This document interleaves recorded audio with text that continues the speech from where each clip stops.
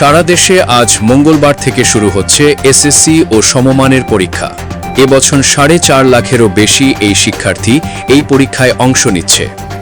জ্বালানির দাম বাড়ায় ডিজেল, পেট্রোল, অকটেন ও কেরোসিনে বছরে গ্রাহকদের অতিরিক্ত প্রায় 11,254 কোটি টাকা ব্যয় হবে বলে জানানো হয়েছে।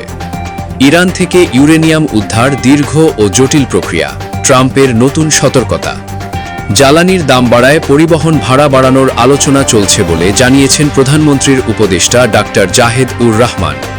ইসরায়েলি বাহিনীকে পৃথিবীর নিকৃষ্টতম বললেন জাতিসংঘের বিশেষ দূত। হজের প্রথম 4 দিনে সৌদি আরবে পৌঁছেছেন হাজার বাংলাদেশি হজযাত্রী। চুক্তি না হওয়া পর্যন্ত ইরানের ওপর হরমুজ প্রণালী অবরোধ তুলে নেওয়া হবে না বলে জানিয়েছেন ডোনাল্ড ট্রাম্প। মঙ্গলবার সকাল 6টা মিনিটে মাত্রার ভূমিকম্পে ঢাকাসহ দেশের বিভিন্ন স্থানে কম্পন অনুভূত হয়েছে।